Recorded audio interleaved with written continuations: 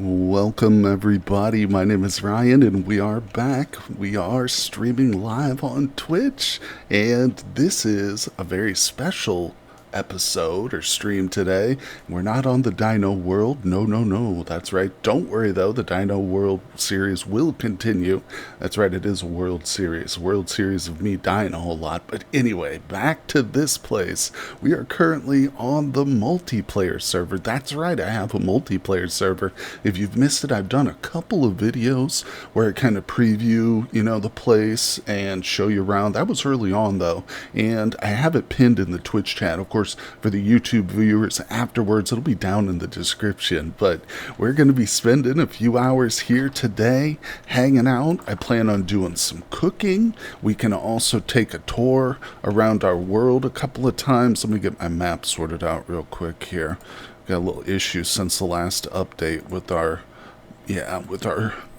waypoint sharing mod, but there we go. So we can see we've got, I don't know, I want to say about a dozen players who are here on and off and stuff. We've got some really dedicated people too who play a lot, which I love, and I'm on here all the time. And once again, I'll probably mention this a couple times, that if you want to join the multiplayer server, all you have to do is join the Patreon. That's right, support the server and the channel on my Patreon for any of the levels, $2, $5, or $10, and you can get access to the Discord server where all the info on how to join this world is there, and it's pinned. We have a very friendly community. We're always willing to help. New players are welcome, veteran players. We do have quite an extensive mod list, and of course that's linked in the description too. But hello folks, welcome to the screen. Cutie Bun Bun says, can you join multiplayer if you're not able to be on often? Oh yeah, absolutely. There's no requirements whatsoever for like server time, nothing like that, my friend. The only requirement is that you do donate. It's not a free server, it's not a public server at the moment, maybe in the future down the road, but yeah, so it does cost, and I have to pay for that upkeep each month, and so we require you can donate as little as $2 though. But yeah, you can play any style you want. If you want to be a hermit and just join the server and then go and live off in the middle of the woods somewhere and not tell anybody where your home is, that's cool. Totally for sure. But you can also feel free to build around here at our little lakeside community near the spawn point. We're going to get a good view of the place here real quick. So of course we're on top of the windmill. But yeah, if we look out using my Spyglass, this is one of the mods we've got here. Boom. That right there is spawn. So if you join the world, that is the first place. Also, if you die before you've managed to set your spawn point with the temporal gear, that's where you'll appear. I set up a little just, quick structure for that, but we can survey. Oh, there's somebody's home right there. We've got a player who's set up. They look like they might be really chucking out the boards over there. I love it. Maybe they're planning a big extension. That's good news. This is some sort of a ruin. Let's back out a little bit here. Oh, we got what looks like a packed dirt, or no, I should say rammed earth. I think that's what that is, but no worries. I love to see development around the lake. Of course, my place, where we're going to be doing most of the stream, well, part of the stream, is right over there. It's fully developed working kitchen and cellar, and I've even got a little windmill for my mixing bowl too. Lightning strikes do cause fire, so it's very important everybody sets up a lightning rod on their property if they want to preserve it. But either way, we've got people off to the south too. So we'll probably go and pay them a visit as the stream progresses. But there's one thing I want to do before we get started cooking. So let's get back down off the windmill. And I've got a decent amount of meat, but I want to show you guys my hunting ground. And I have a rather unique hunting technique. It's called run up to a ram and just strike it with my forks. So I'm pure melee hunter over here. Let's do this. And it's not far, don't worry. It's not some laborious hike, but let's stop by the restaurant or the cafe. I call it a cafe when I don't want to type out the word restaurant in chat, but I'll refer to it as both here. It's really the kitchen and the cellar. Nobody spends time in the cafe part of it. Hey, what's going on, lag? Top tier hunting technique right there. Just wait till you see what we can tackle, my friend. I hope you got my message on Discord there, buddy. I just saw it right before I was going live, so if you've got any more questions, just hold till after stream and I'll get back with you, buddy. But thanks for joining today and coming by. We are here. This is the multiplayer server, and we're going to get a good look at it. This is my kitchen, where all the magic happens. I've got all kinds of stuff. Oh, and believe it or not, I've actually got a tutorial video coming up tonight that takes place in this kitchen. I'll teach you guys how to make fruit bars in that video. So it's a rather complex recipe, and I won't get into it too much, but I will show you the finished product. Oh, speaking of finished product, there's some sheep right there. Let's take a little look at this menagerie. We've got Gen 4, and I believe, let me close that door. This is Gen 5. So we've got a Gen 5 lamb and a Gen 6 lamb. I've started keeping 2 females around. I was culling them all the early generations, but they're tame enough now that I basically get milk every time. So yeah, I'm trying to really get cheese production ramped up at this point. But it's going really swell over here when the ram doesn't headbutt me. Lag says I did. I'll likely be seeing you guys in the game near future. I appreciate that, my friend. Thank you for supporting the channel, and you're going to have a lot of fun on the server, buddy. I hope you do get some time to spend with us and stuff. It's a lot of fun here. But, okay, this is my quarters here. This is all my loot. And you can see it's like a horror show. It's like a serial killer's bedroom in here. This is where I hang all the sausage. Yes. And hopefully we'll be adding to this a little bit. But this is my secret stash of food where I put like the really valuable stuff. Yeah. And you can see these fruit bars. Number one, they have a quality level. You can see these are epic. This is rare quality. Rare. Yeah, that comes from one of my new favorite mods of all time, the XSkills mod. Go to processing, cooking. As the colony chef, I spend a lot of time cooking, so I'm level 13. And food you cook now has a base value of 2, a quality with the base value of 2 and a maximum of 10. Eating food with quality gives the eating player a positive effect for 10 minutes. The effect depends on the intensity. Yeah. So you get the point. It's awesome. And this is true, like if you choose blacksmith, for instance, then your weapons and tools will have a quality. Uncommon, rare, epic. It's awesome. This mod is amazing. The XSkills, for sure. Lag says, I've been playing a little multiplayer with my missus and some friends before. It's fun for a few people, and I imagine a larger community is even better. Yeah, for sure. I'm really, that's, also I love playing on the server, but that's another reason why I want to do the streams, to try and recruit more you wonderful people, especially the regulars who come into chat and stuff. I love hearing from you guys, and I'd love to play with you too. So welcome, Akitato. Hello. We are on the multiplayer server today, but don't worry, anybody who's wondering where the dino or the prehistoric world is, it's safe and sound. It's saved away, so we're going to be doing that at our regular scheduled time on the weekends as normal. But just doing a bit of a bonus stream today, having fun in the multiplayer server this morning. I had the day off, and I was like, why am I doing this alone? This is a multiplayer server. I should be sharing it with my friends out there on Twitch. But I'm proud of this right here. Look at this, Generation 6 on these chickens. Oh my gosh.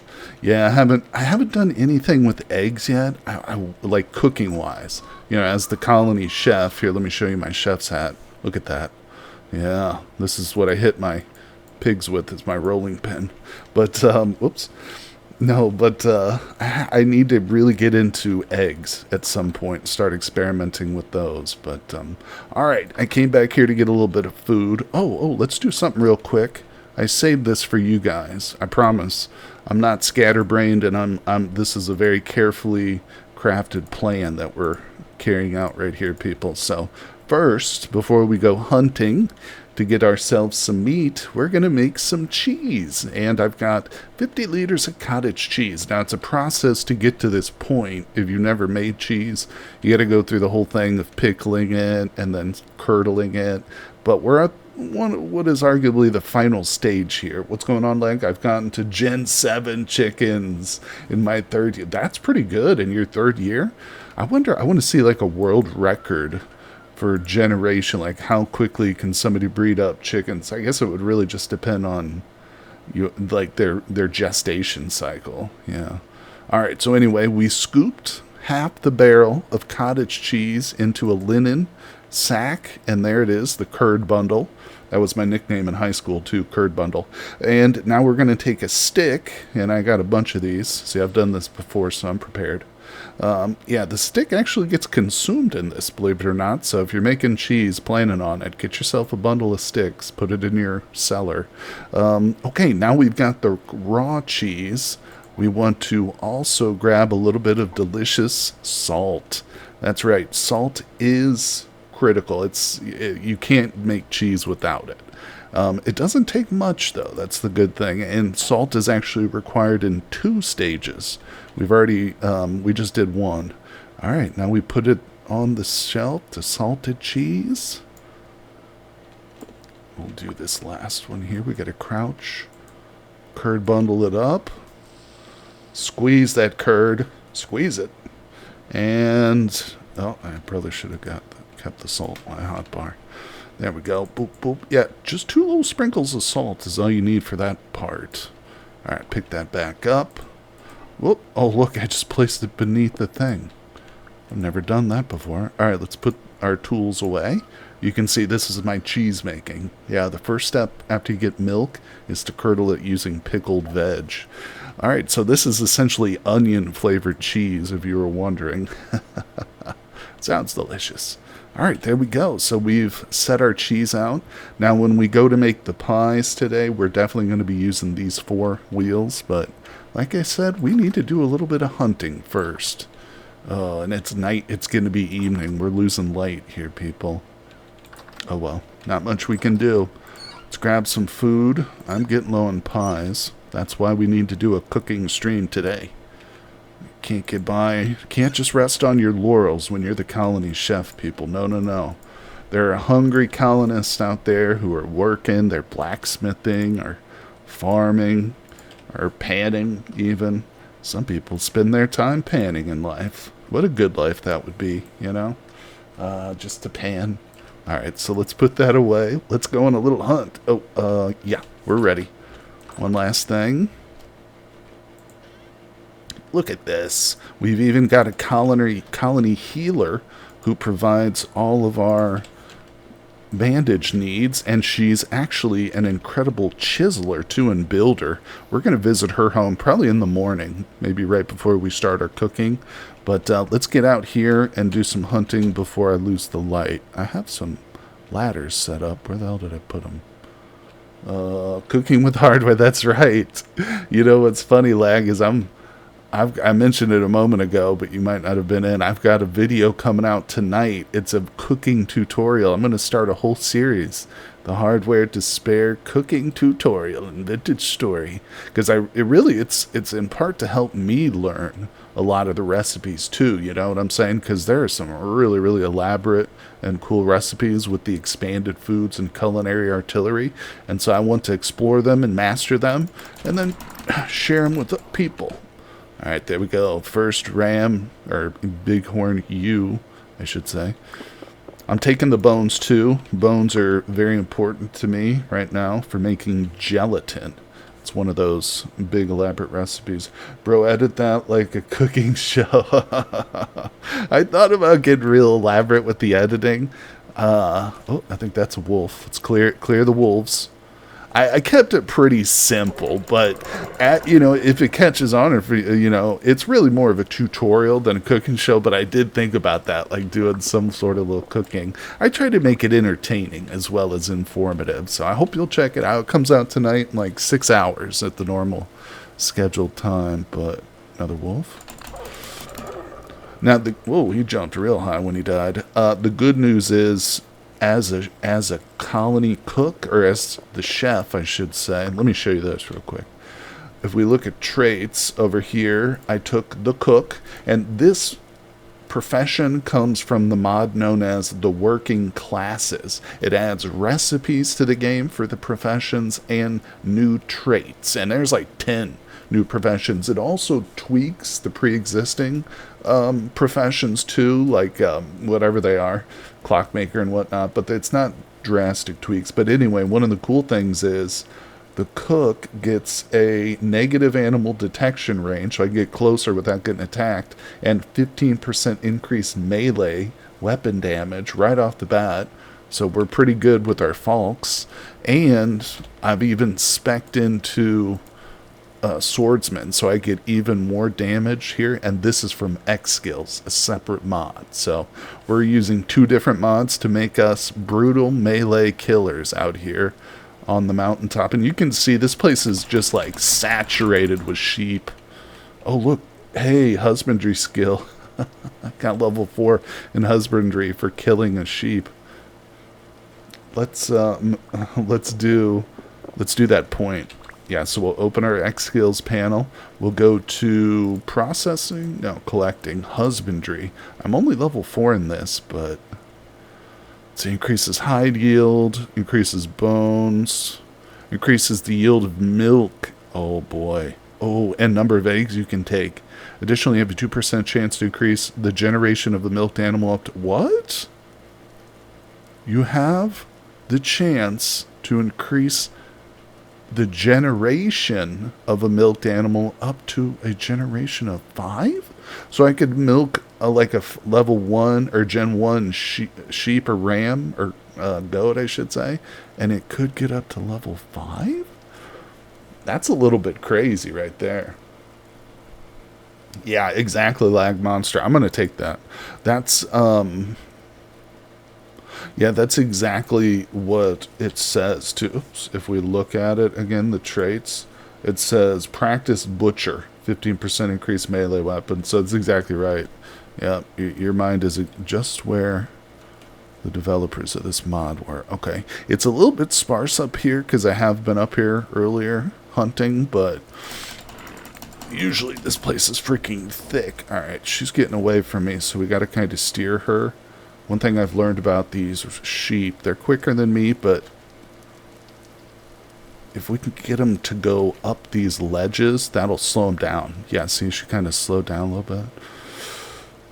I can also chase them off the edge of the mountain.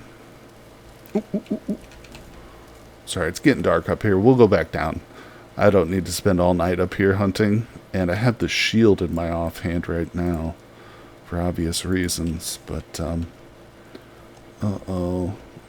let's see if there's any more easy low-hanging fruit before we move on to the kitchen, people. Welcome to the stream, folks. Just getting started today, and we're in our multiplayer world. This is it. This is Hardware Despair's multiplayer server. And it's been up for about 2 weeks or so now. I'm absolutely loving it. Don't worry if you're wondering where the prehistoric streams are. They're still happening at the regular scheduled time on the weekends. But we're going to do some cooking, and in the morning, here we go, we'll take a little tour of the place, the colony, as people come into the stream a bit more, because we've got some really great builders here for sure. All right. Okay, what do we got? 24 plus 14 bush. Yeah, let's get down back to the kitchen, because like I said, I've got a bit more stashed away. And of course, all the time we spend here hunting, that stuff is starting to go bad. So let's get it before it spoils. All right, and this is it, just below. See how close it is? I'm telling you, that hilltop up there it's my little hidden secret. As the colony chef, I need easy access to meat. Okay, there we go. Yep, and if anybody's curious too, right now we're in July 26th. So on the server, we do have our day, or the months, set to 30 days. And that's just because, I mean, there's virtually always somebody on. line, so time is constantly passing, basically. Hey, Helmania! Hello, hello! There she is! Welcome! Helmania, also known as Barari, and I'm probably mispronouncing your name. I'm sorry if I am. But she's on the server. We're going to come pay a visit in the morning. She's one of the ones I was talking about who's an incredible builder. And her house is just right over there. But let's get inside. What's ripped activity? Well, it's calm. But I'd like you guys to see her place, especially when it's daylight. Because she's got some incredible chiseling going on. Yes, yes, yes. Andy O'Dam, I didn't notice you come back online. Okay, Andy's on the world here. He's our miner. Alright, let's get situated here. I got some hides. It's always good when I do cooking. I have to make sure my inventory is sorted out. And I don't have a bunch of worthless junk. So, hold on a second. Let's drop these hides off.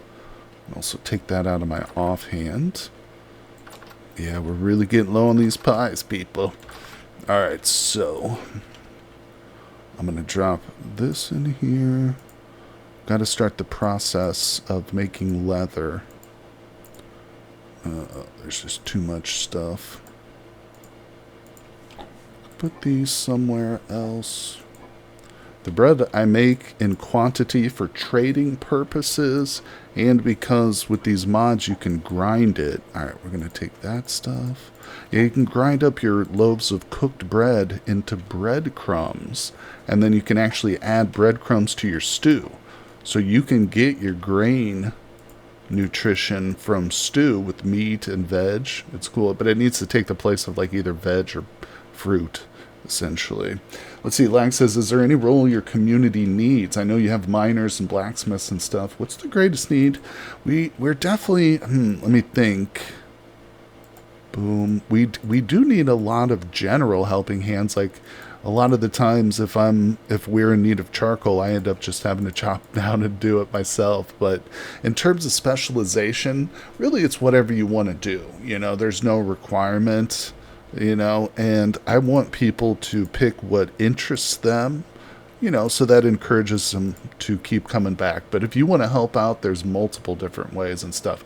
Yeah, we don't actually have a dedicated carpenter or woodworker for sure. And that is one of the professions you can do. And it's also under forestry too. You can become, you know, pretty skilled here at not just working with wood, but also like chopping it and all that good stuff. So that would be an option. Also, I'll tell you too, with the working classes, you can pick up a secondary sub profession once you've chosen your main one, and you will only get access to the recipes of that though. So you don't get like the traits, you know, if you wanted to be like a part-time cook, you wouldn't get these traits here, but you would get the recipes that the cook has, you know, like the special ones, class-specific recipes. But I don't want to get too much into the weeds with the mod talk, because I could go on and on describing these awesome mods we've got. But I've also got a pretty full inventory, so let's grab the meat that I've got stashed. I told you I had plenty.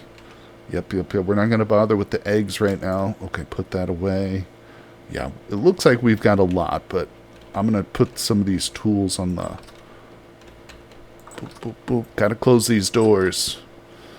Alright, yep, this is my tool rack. When I'm cooking, I don't need an axe, people. That's not necessary. I also don't need the shovel or the pickaxe. Oops, I just picked up my chisel. Nope, that's not right. Alright, here we go. It's happening. It's time. Now, we don't have a lot of wind, but that's okay. We don't have to use the mixing bowl for the pies, which is kind of my primary focus. Oh, I almost forgot one thing. Hold on. Let us go get the dough. Actually, I forgot two things. And the cheese. So I think I put the dough... Yeah, we've got some rye dough already made. Let's see, it's good for 5 days. Yeah, once you make the dough, it doesn't last long. So we got to get that moving. And let's see here. Oh, there it is. That golden orange cheese. Some call it the food of the gods here. Technically, that's ambrosia, but this is pretty darn close. Here we go. And as we go back to the kitchen, we can say thank you to the sheep that provided us with this. Oh, dude, I was like, where's my other sheep? Whoo, you scared me. Oh, she can be milked. Hold on. Hold your sheep, people. We got to milk her. I know, I love cheese too. Okay. You got to be careful when collecting. You don't actually drink it too, because then you end up with 9 liters instead of 10 or less. All right. Oh, good. Yes. Double milk. Oh, what was in that? Oh, I guess I didn't pour it out fully. Well, I'm left with a little bit of milk. Let's just drink it. I love cheese too. Wait, what's up, Grums? White Gilgamesh has entered the chat, people. Welcome, my friend. Thanks for coming by the stream today. Hope you're doing well in your southern... Well, I shouldn't give away the location of White Gilgamesh's base on the server. She's one of our... They are one of our hermit-type people. And I respect that. You know, once again, if you want to join and just go off on your own, live under your own rules where society can't touch you, I admire that. You know, in some ways, I would like to go live that lifestyle myself. But unfortunately, I'm tied to the spawn point here of this world, and I'm okay with that. All right, let's move on. And finally, I think we're ready. One step. We're going to cut the cheese. That's right. Has to be done. It's a natural function of life, people. All right, let's do this. Ah, yes, I can become the weird mushroom-eating hermit in the hills. Yes, you can, Lag Monster. In fact, if you really want, you can actually start to cultivate and harvest your own mushrooms. They don't have to be wild anymore. In fact, we just installed the alchemy mod and like the wild growing mod. Yeah. Helmania, I depend on your pies to live. I know, and we're down to one last pie. I can't have that. There it is, the last. Oh, and it's 33% spoiled. That's humiliating. Hold on, cut the stream real quick, guys. I can't let you see this part. Okay, that pie doesn't exist anymore. As the chef, I'll be forced to eat my own rotten foods. An HT server, all are welcome. I love that. Good luck with the cooking. Thanks. Appreciate ya. Also, there are never any poison mushrooms in my cooking, so don't ever get that idea. If you hear that rumor, it's a complete lie. It's a blaspheme, and it's, what do they call that? Slander? Yeah, slander, I think, is spoken. Libel is written. I might be getting those confused. But anyway, we're here to cook, not talk legalese. Let's do it, people. All right, first steps first. I'm just going to place that down. Probably trip over it later, but we don't need lanterns. For this type of work, we need the primitive torch. That's right, people. We're going back to the Stone Age here. We're doing what our ancestors did. They baked pies on the weekday. That's it. They did. The technology of the pie, it sounds strange to say that, but it's true, you know, home ec, that's a real science, people. Yeah, the technology of the pie crust goes back for long times. I think all the way to the Middle Ages, where they would wrap like stew or meats in a crust to keep it warm, but the crust wasn't even supposed to be edible. You would break it open and just like eat what was inside of it, you know. And it was probably not very sanitary either, because you know how they were back in those days. All right, here we go. Now, one thing I like to do is line up my hot bar. Oh, and we didn't even pound out the meat yet. Hold on. Oh, okay. My rolling pin's already in my hot bar. Good. Okay, so we need to smash the meat. Let's do this for all of it. And I'll tell you a little secret, too. If your meat is a little bit spoiled, like under 10%, don't tell anybody in the colony this, because I don't want them to know they've been eating partially spoiled meat the whole time. But you can actually get rid of it a little bit by smashing it and then chopping it like this. Yeah, for instance, if this was like 10% spoiled, it would go back to normal. People never know. They don't even know. Nobody's ever complained. All right, and we're chopping it all into little nuggies right now. Get into your nugget form. The true form, the most perfect form for any food is the nugget, people. I don't know if you're aware of that, but we're here to educate as well as entertain today, so let's get on top of it. All right. Let's start with our most abundant fruit, which is the black currant. Or it's probably the red currant. I'm being very picky here. but you'll understand shortly why. It's important to have all ingredients prepared. Alright, let's do this. We've got to be like a machine. Alright, we're going to do 2 servings of fruit. Yeah, because fruit is in abundance in this time of the year. Oh, and I forgot the cheese, too. It's alright, we'll do some cheese pies as well. Look at this. First 2 pies in, people. Where's the cheese? Put that on the hotbar, too. We'll sprinkle a little bit of that in as we go. Oh, these are actually the first cheese pies I've made. Oh, look at this.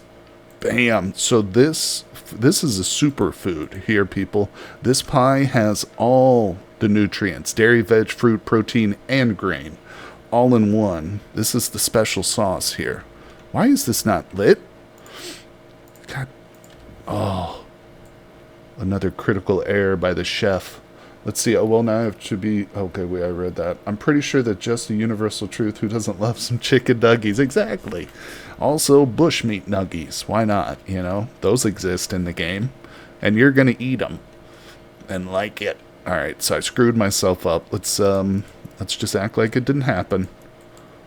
The problem with making these kind of really good pies is that the cheese doesn't spread very far. No pun intended. Alright, where'd those pies just go?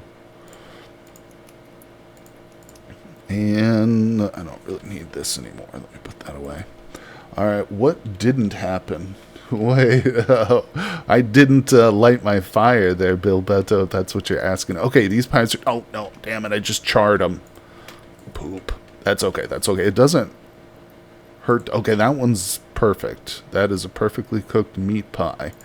Charring them makes them last longer for anybody who's new to the game, but it reduces the saturation or satiety of them a little bit.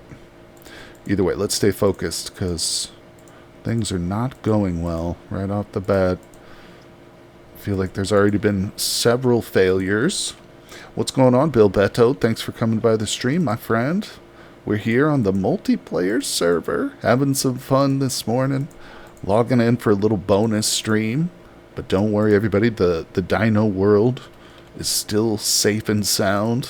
Actually, it's not. It's extremely dangerous, and I don't recommend you go there. Alright, so we're out of cheese. I literally just used it. Let's get this pumpkin in the action, too, though. What's it got? Fruit. Okay, let's do that one, and that one. Alright.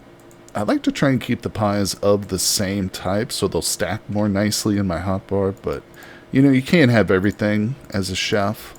Sometimes you gotta bend to the will of the kitchen. Alright, these are pie baked. Good. Good. Good. Let's wait for this one. We're gonna get the next round all in simultaneously. That way I don't have to, like, they're not all staggered. Alright, that one's done. Beaut. Look at this. There's a real science to this, guys. It's culinary art. Yeah, it's not a science, it's an art. Alright, getting a little bit low on meat here. So, yeah, we'll stick with double fruit and then single veg.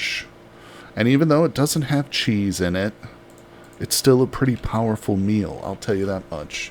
But thanks for coming by the street, folks. Appreciate you. After the sun comes up, of course... Oh, the sun's already up. After we finished baking, we're going to do a little tour of the colony. At least some of the close parts. Although we got several members of the server who live in the far-flung places of the world, which is, of course, their choice. Totally cool with me. We got a few that live around Spawn here. And there's a couple that are homesteading a little bit farther out, but not like crazy far or anything. Alright, there we go. Progress. Boom. And of course I'm looking at the tooltip at the top. Tells me whether it's burned, how much progress towards the next stage. Really super handy. Alright, I've only got 3. Come on here, let's get this going. We're gonna need to make some more dough, which is super easy, actually. The dough part, I feel like, is one of those crafting things here. Yeah, we'll use spelt. This is done in the crafting grid, but it really needs to be something that's done like in the world, you know. There should be a way to like knead dough and stuff, but as it is, you just take buckets of water and boom boom, look at that. Spelt dough, people. It's like the magic of crafting. But I would prefer it if it was maybe a little bit more involved. Hold on. There's a bit more left. My pies are burning. Hurry up. We gotta make this dough. Alright, how's that look? Ooh, those don't look too good when they're part baked, do they? This is rye dough, I think. Looks a little suspect to me, but that's okay. I don't judge a pie. Salty's manual dough kneading. Oh, nice, lag. Excellent. Okay, these are done. I'm assuming that's a mod, of course. And it sounds awesome. Alright, that's going. 1, 2, 3. Look at this. So you get into the habit of it. I almost impressed myself with my pie making skills. Alright, whoa. Yep. Let's keep going real quick before we load up the next round. Bam. Look at that. Oh, it's on. Who wouldn't want to eat this? Alright, let's cut the live feed while I put poison mushrooms in it for a second. No, I'm just kidding. I use it. I love it. There's a manual clay shingles forming too. Oh, yeah. That's, you know, that's something I had not really considered before, but you're right. It is kind of odd that the clay shingles are just like auto-formed or whatever. Salty has a large selection of in-game interaction mods. I see. I might have to look into those for sure. I'm trying not to go, like, we've got over 40 mods on the server right now in this world, which is great, and I love them, and most of them work really well. We've had a few hiccups with some, which we're trying to work through and stuff, but so far, oh, the ovens are getting real cold. So far, everybody's pretty happy with them, but I'm trying not to go too overboard, you know, and install a whole bunch, like, every single day. You know, I'll do, like, maybe a couple a week, but also, you got to consider, too, that the more memory consumed on the server via mods is less people that can join, you know, unless I want to upgrade and pay for, like, the higher tier of memory on the server, because this is just a rented server. Alright, we got 1 pie left. We still got tons of ingredients, people. We're not done. You might say to yourself, damn, he's making a lot of food. And you'd be right. That's a true statement. Because we got hungry people. Hungry players, and hopefully we'll see more to come. I'm going to throw some fire in these things here. I'm prepared. I've got the firewood stashed away in my little cubby. Cursed Whist. Salty has a large selection. What's going on? You haven't tried them, but they look interesting. Maybe we'll have to look at those for our next round of mod installation, huh? Thanks for coming by the stream.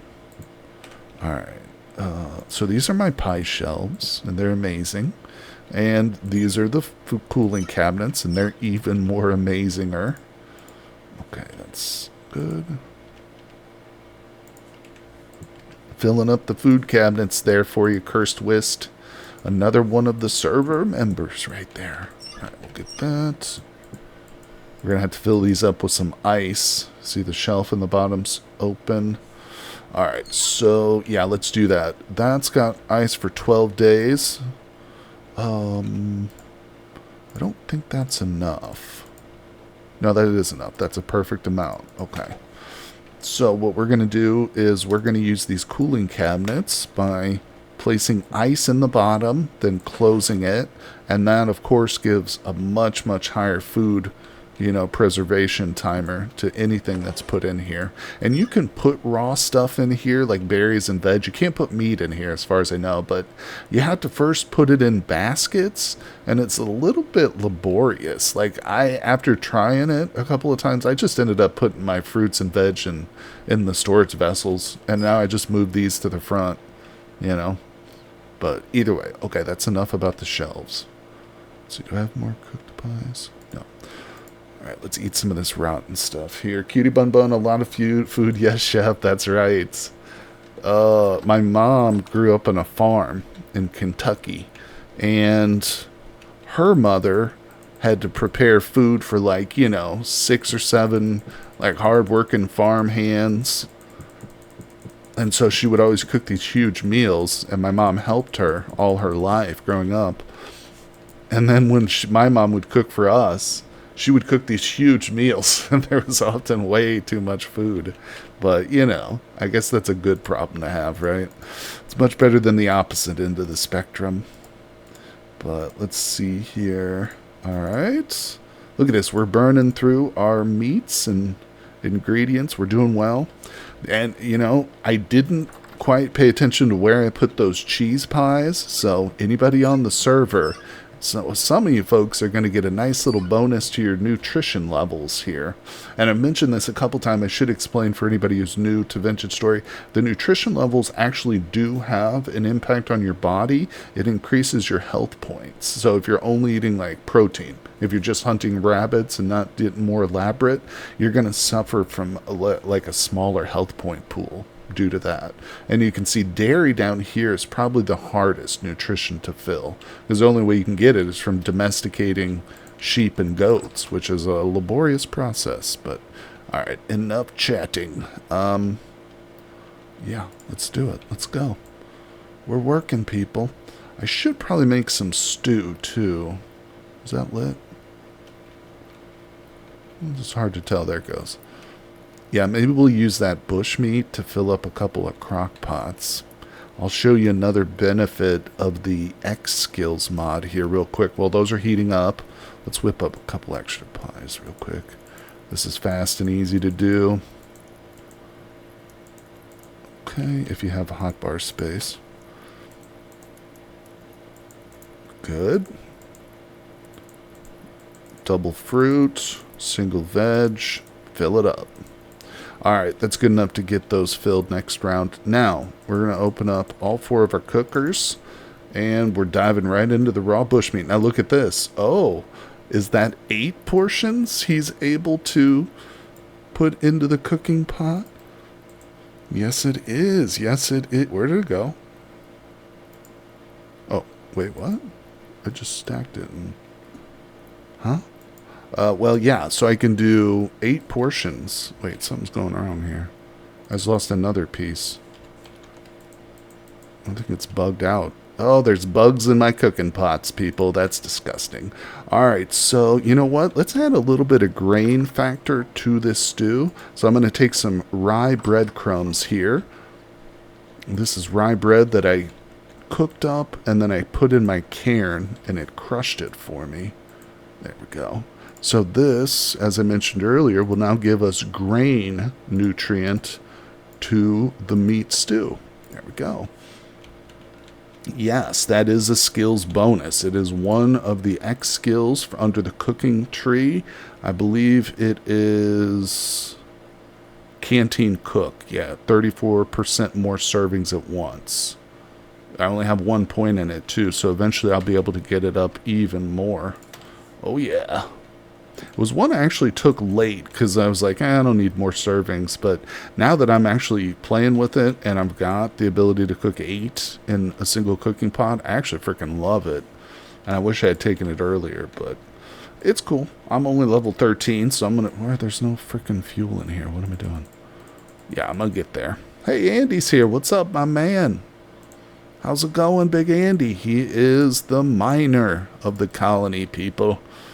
The famous Degen Andy. I'm back. Sorry about that. Had to wash some dishes. You're okay, buddy. Listen, I washed dishes right before the stream. We all got to do those things in life. You're a family man, too, so I get it. I respect it. But listen, next time, don't be late to the stream, okay? Sometimes you just got to make sacrifices. Your kids will have to eat on dirty dishes, buddy. No, I'm just kidding with ya. Let's go. We're here. We're making pies. And I've only burned 2. Ha ha ha. Alright, that's done. I'm going to put these back. I don't really think we're going to be cooking more stew. Boom. Yes, Andy. And some of these pies have cheese in them. I won't tell you which ones, because I don't know which ones, but I've put them in the cabinet. So come get some fresh pie, and you might start to fill up that elusive dairy nutrient, my friend. It's not many, and of course we've got more coming. Eventually all the pies will hopefully have cheese in them, you know. How many players have you had on so far? We've got about a dozen or so. I don't have an official count, but I mean, we regularly on a daily basis have up to 6 to 7 players on at the same time. You know, of course, some people play more than others. But yeah, and it's growing, my friends. Hopefully, more and more. And everybody's welcome. Let me, hold on one sec. Let me get you guys the link here. If anybody is interested, there's it's not a free server. It's not a public server. All you got to do is just donate $2, $5, or $10 to my Patreon. There it is. I just put it in Twitch chat for you. And, of course, that goes to helping support the server and its costs and supporting my channel too. So I appreciate you if you do join up. And once you get joined on Patreon, you just join the Discord server and all the login information is there. But appreciate you guys stopping by the live stream today. Oh yeah, man, it's been a real blast, Andy, for sure. I mentioned earlier, God, I'm getting a little bit of lag. It's been up for a couple of weeks now, and we've made some really good progress, but God, I can't stop playing it. Like, I'm addicted to Vintage Story all over again. Yes, Cast Iron Fabric says we got the alchemy mod in place. That's awesome. Yep, Cast Iron was the one who suggested it, and I've seen that mod before.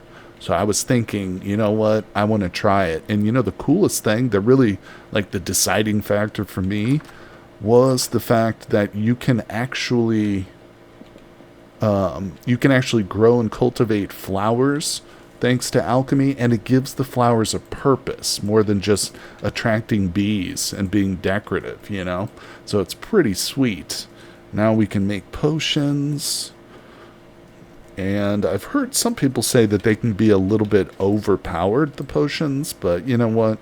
It's not a big deal. If the process to make them is elaborate and difficult enough, then I'm cool with it. If some people can run at like 30% normal speed or something crazy, that'll be interesting to see. Some speedy people running around the server. All right, let's go.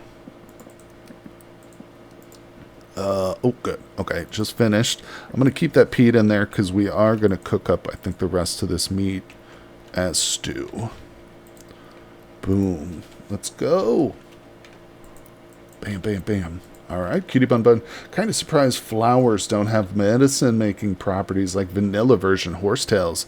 Very true, because there's definitely a good variety of flowers, and I'm sure the real-life components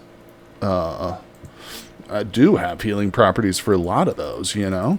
So it's a great point. And I think that's why this alchemy mod is kind of cool, because it does sort of do what you're talking about. At least it gives a purpose to the flowers, you know? So I like that a lot. And when I heard that, it's actually 2 mods too, I should say. The alchemy mod itself doesn't actually do that. You have to install another mod so you can cultivate flowers, but it does give them a reason.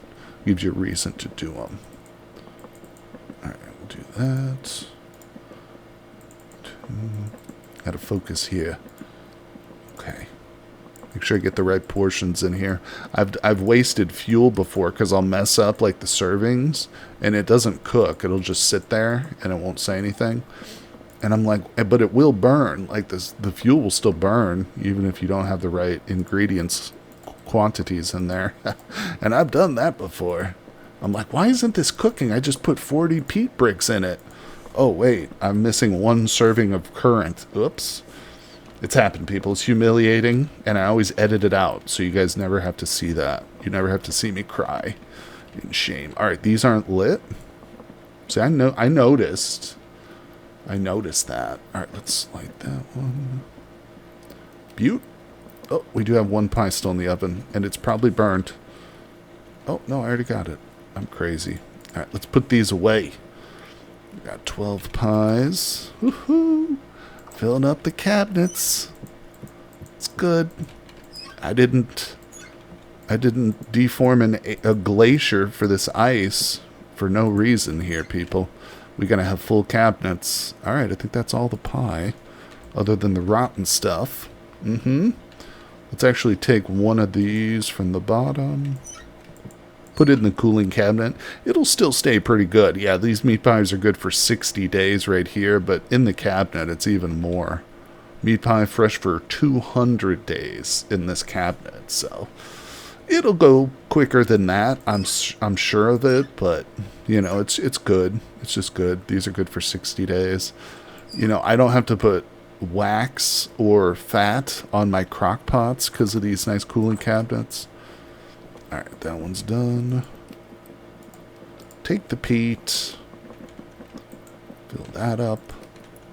A nice little stack of peat. Now this, actually, let me show you one of the recipes that the cook gets is rot infused peat, which I will use these kind of peat to make.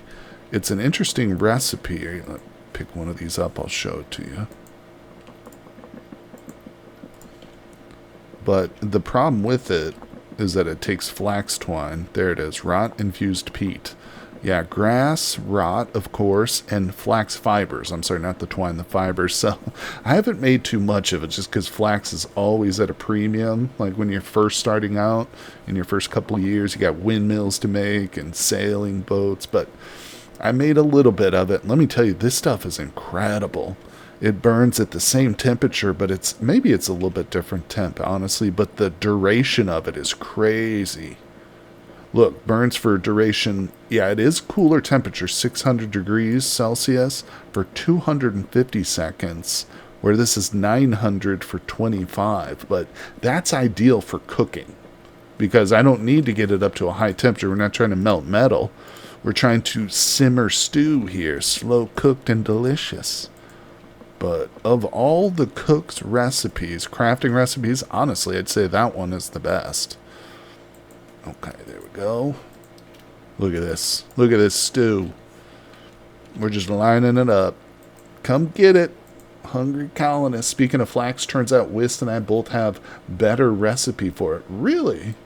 Well, now I knew that Wist had it thanks to her class as the tailor, but I didn't realize did you choose like tailor as your sub-profession? Let's put that away. Alright, so we just got one little nugget each. Sadly, those two little boys are going to get thrown into the rot chest because they're probably not going to make it. This is my miscellaneous donation chest, actually. Yeah, if anybody just wants to throw seeds or rot in some place, they put it in there. This is for free bandages for adventurers and stuff. You know, I'm going to start putting fruit bars in here, I think, too. Let's do that. Let's go grab a couple fruit bars. We'll put those in there. There's no real point in me making these and then not giving them out, you know? Like, why should I have these? But we're not going to put a full stack in there. Alright, let's do this. Hey, how are the sheep? Oh, let's check and make sure. See if we can milk them again. Nope, not yet. Alright. I don't want to miss a single cycle here, people. I'm trying to make this cheese abundant. Alright, so what are we doing? We're going to have to put these crocks away. I want to put the berries and stuff. Maybe we should juice up the berries real quick. Yeah, okay. So here's what we'll do. One thing I've discovered is if you put full stacks in, people take full stacks. If you just kind of partial it out like that, yeah, then people usually just take what they need. Alright, so I'll put these in a chest in the back. You know, it's still available if somebody needs them. They're still back here, but... Alright, there we go. And how we doing? Let's get these crocks put away. Let's see, fruit bars make me think you're making ye old Fig Newtons. Oh, Fig Newtons are good. Like, the legitimate Fig Newtons are great. I love figs. And dates, too. Oh, dates are so good. I'd say dates are right up there with some of my most favorite fruit. For sure. But, alright, so a couple things we got to do in the kitchen before we leave. We're finishing up the cooking part of the stream, but we got a lot more fun to go, so don't tune out yet. We do need to set ourselves up for success on the next one. Anybody out there who's worked in an actual restaurant knows when you're on the closing shift, you set up the openers so that all they have to do is walk in, turn on those stoves or ovens or whatever, or fryers, and they're good to go. You know, so we're going to leave this place perfect and immaculate for ourselves the next time. And let's see. We got a bunch of 4-serving crocks. Okay, this one has 1 serving in it for some reason. Okay, I'm keeping those 1-serving crocks as like my own food. So I'll put those in there. And yeah, I don't want to put anything that's like 1 serving on the shelf. That's kind of pointless. People go in to grab a crock. They expect it to have 4 full servings. You know, this isn't McDonald's where we like show a burger on the menu and it looks big and juicy and delicious. Then you get it and it's like, what the hell is this? What is this pathetic little thing? That ain't us. All right, let's grab these. And I'm sorry for picking on McDonald's there, but you know how it is. It's true. I'm not lying. Let's see. Andy says, yeah, but the openers always complain about the tiniest things, like a water spot on the dish counter. I love it. I love it. See, that's the true test to see if a person has actually worked in a restaurant, is they have that bit of insight. True, true, true. I don't have anywhere to put these. All right, we'll just put them down there for now. I made too much food. It's overflowing. Yeah, and I don't. Yeah, we'll keep these. I might eat those. All right, so cool. Look at this, people. Every cabinet is full to the brim. Their ice is set up good. The bread is not perfect, but you know what I've found is most people in the colony go straight for the crocks and the pies first. It seems like pies are number 1, then crocks, and then the fruit bread, which is weird because this fruit bread is actually really good. It just, it only fulfills 2 of your nutrients. But anyway, enough chatter. Let's get going. We got some fruit to press. Let's do this. So here it is, the illustrious wine cellar. And it's kind of doubling as a cheese cellar, but I'm thinking of maybe splitting those 2 and having cheese in one and wine and honey in the other. But either way. All right, so that is empty. Yep. Let's get the berries. Now this is really cool.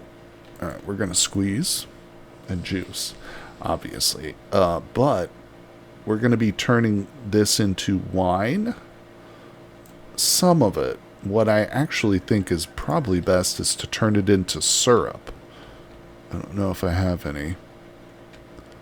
I've got a bunch of wine because if I leave the juice in, there's some syrup. Yeah. This right here is good stuff for cooking. Those fruit bars that I just made, this is an essential ingredient in those. All right, so we'll pull it out. We'll just start on the end. That, and oh, I got to take this out. So now there's dry blueberry mash. The tooltip says it's good for some animals, and your pigs will eat this. But check it out. If we put that in the crafting grid, it actually turns it into dehydrated blueberries that will now last for quite a while after they've dried. We're going to put them in a storage vessel. Those will last through the winter now, which is really cool. All right, let's squeeze. Apocalypse Andy says, did you consider all the classes mods? If so, did you like the working classes better? Yeah, I looked at a couple. There's like 3 big ones, including the working classes. I can't remember the name of the other 2. I did look at those, and you know what the deciding factor for me was, Andy? This one was the least elaborate on the recipes it added. There was one that looked really cool, like it had some really cool classes and stuff. But like it added a whole bunch of new recipes, and I didn't want to go too overboard with the recipes, if that makes sense. So I chose working classes because it added some really cool classes to it, which obviously that's the point. But it also, introduced crafting recipes that weren't crazy, that weren't like a whole new crafting system you had to learn like all over again. But hope that makes sense to you. But yeah, you're welcome. You're welcome, Andy.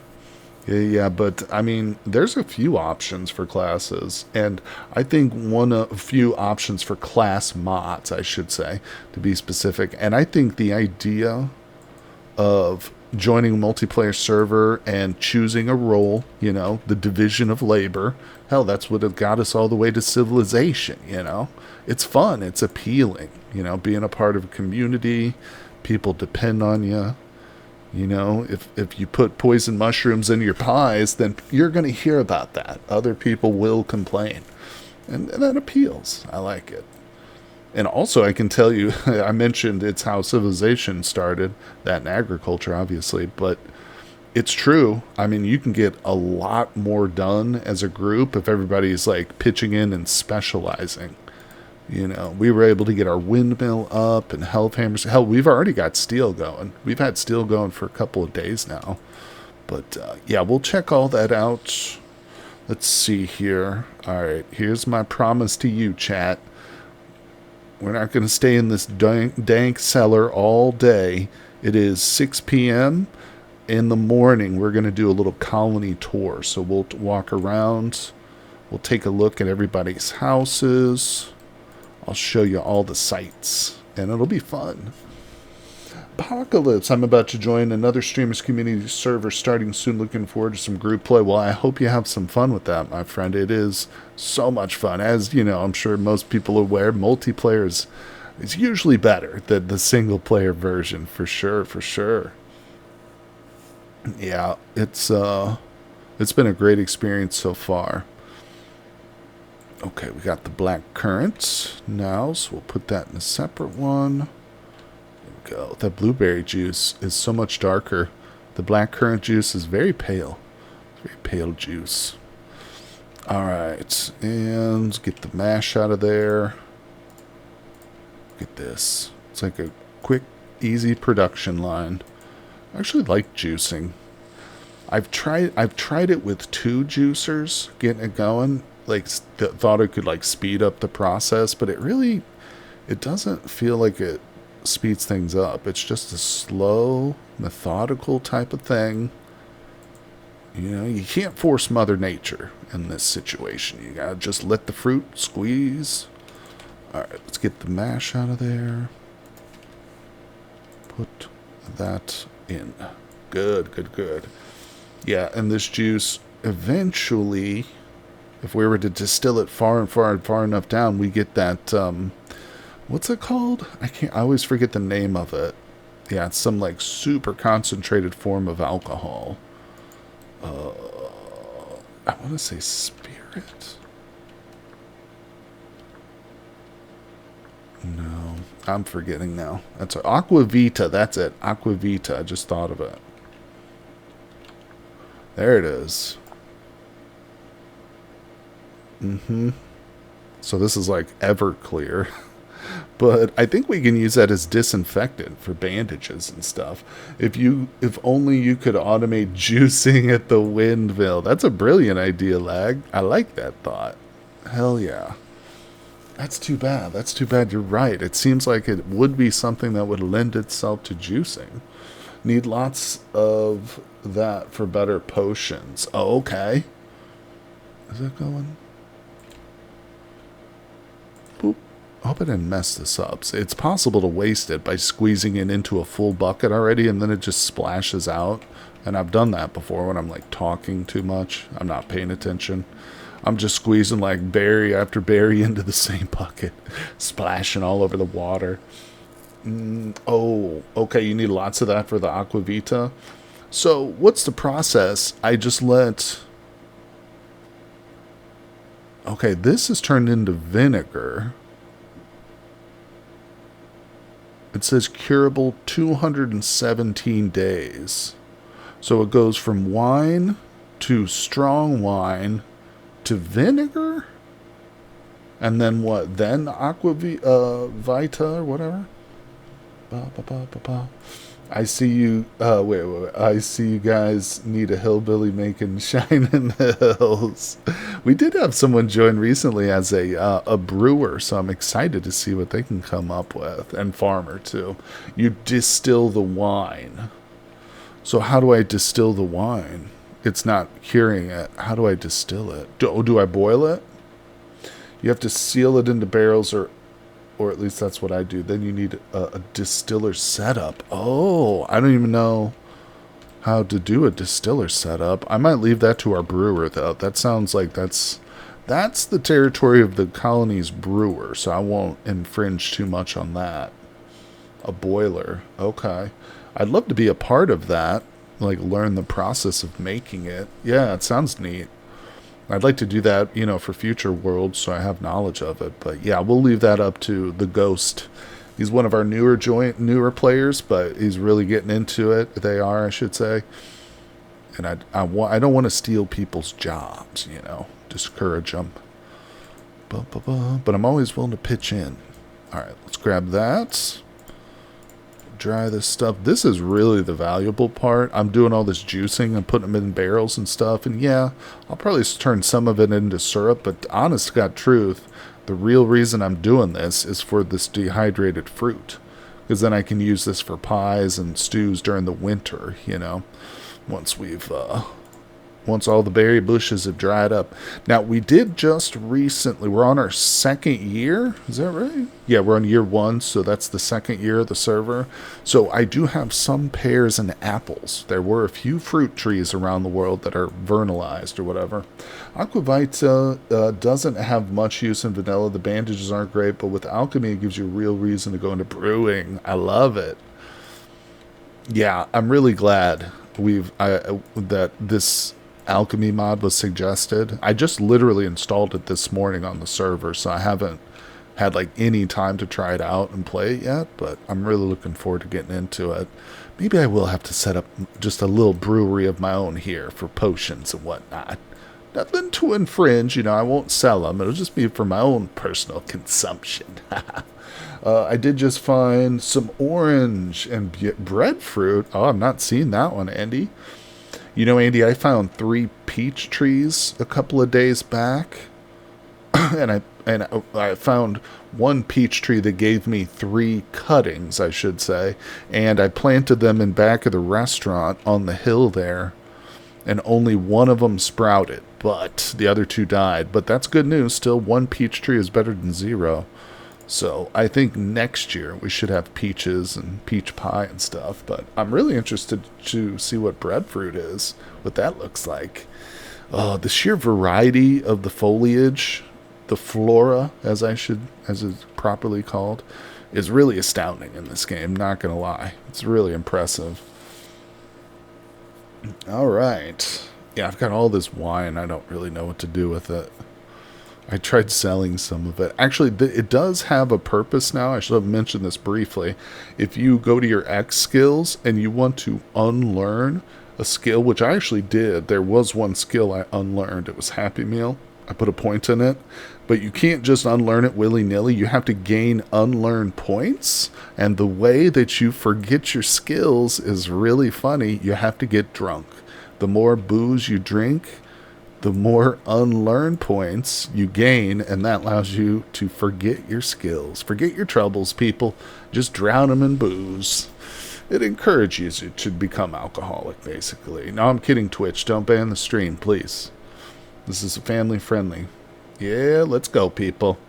We made pies. Now we're making juice. Pretty soon we're going to make friends and go visit our neighbors. I got to milk my sheep, too. Pretty sure that sheep is ready. Alright. Oh, look at this deliciousness. Get in there, cranberries. Oh, see? Oh, I forgot. I almost forgot. Almost juiced it up. I did just find some orange. Oh, I'm rereading the same comment. Whoopsie. Get on top of it, people. Let's go. Not much in that one. Let's just drink this juice. We're going to have a little drink, a little sip. It's hard to juice all this fruit, you know, all this delicious, sweet nectar, and not actually partake of it ourselves, right? Actually, I just wanted to do that because I don't want to pour this out, so we're just going to drink it. Okay, it's empty. Again, I'm doing this for the mash, people. It's for the mash. All right. Well, I think you get the point. I do have 3 more stacks of berries, but the evening just started. Let's see, we got to kill a little bit of time. Let's put this away. Oh, yeah, here. Oh, I know what we can do. We can go pay a visit to the trader by spawn. How's Rift activity? Rift activity is calm, so we can go out and about, but we just won't be able to see much.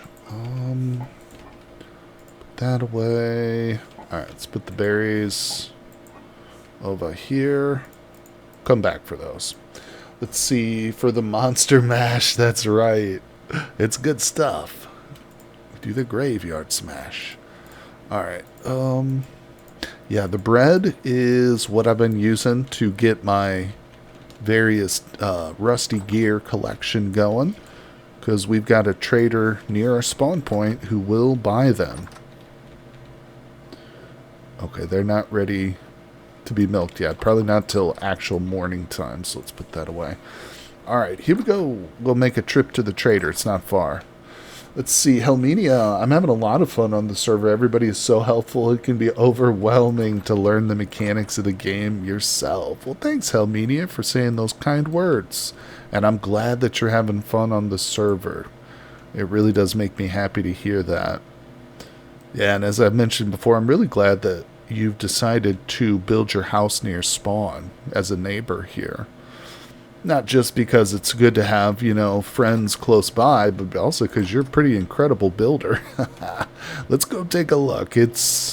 She's not far. It is nighttime, but I think we can see most of what she's got going on. We're coming to pay you a visit. Oh, hold on. I can't just go over there without a pie in my hands, people. That's unneighborly of me. Let's get her some food. Okay. We'll grab one of these. Bam. Let's go. What does this have in it? Oh, nice. Helmania. 5 gifted subs. Thank you. You are so generous. You hooked it up with on the last stream, too. Thank you.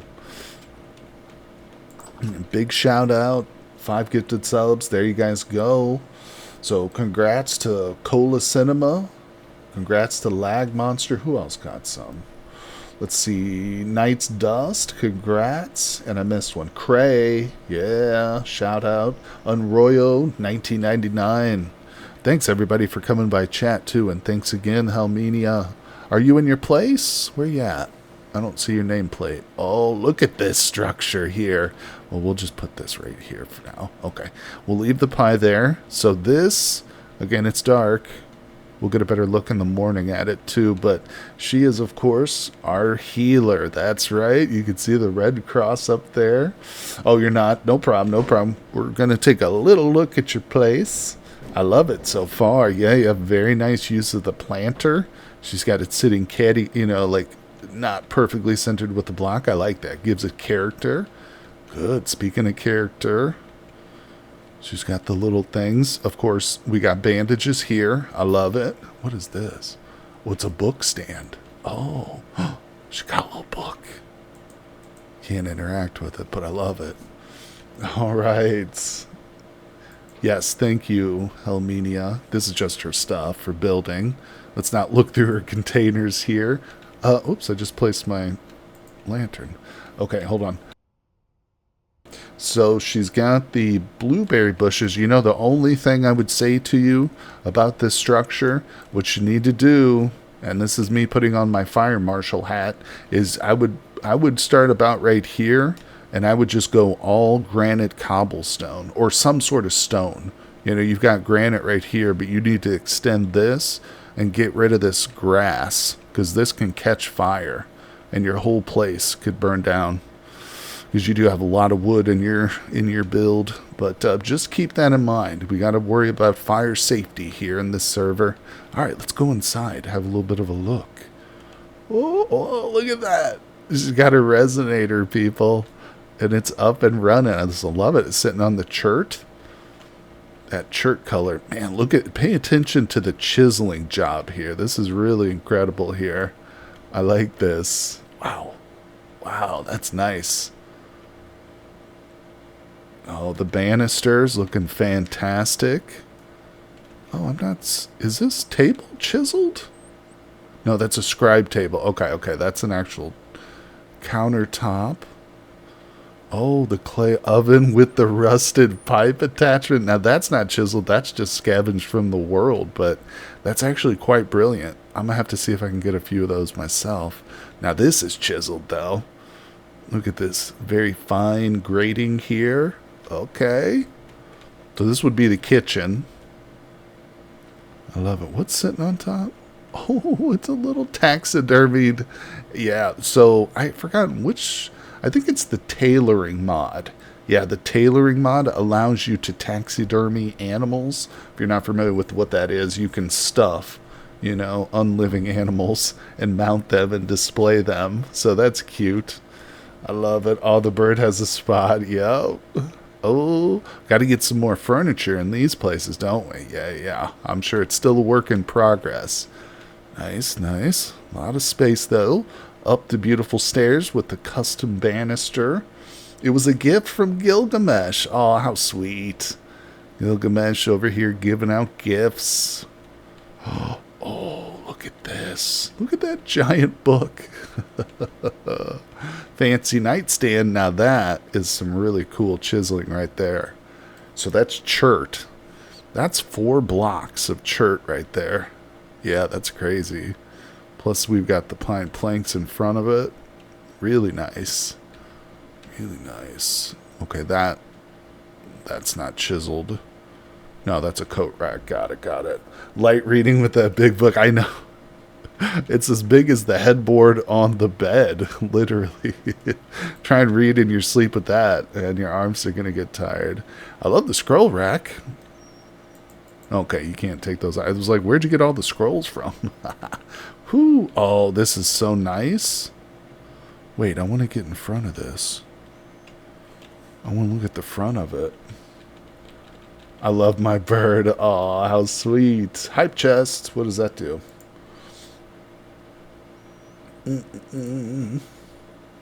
Good job, everybody. Thank you for coming by the stream. Ooh, nice round windows. I'm definitely going to build a hobbit house with... Yes, I love the idea of a little underground... That was kind of my inspiration for my little restaurant, building it like partially underground. Yeah. All right, Helmania, you are really talented. Yeah, I admire your chiseling skills and your building. And your building skills for sure. Really love to see this place once it's all finished and stuff. But the outside looks great. Would you say you're just about done with the outside? Like I said, make sure you get this ground protected here. But yeah, this is fantastic. Love it.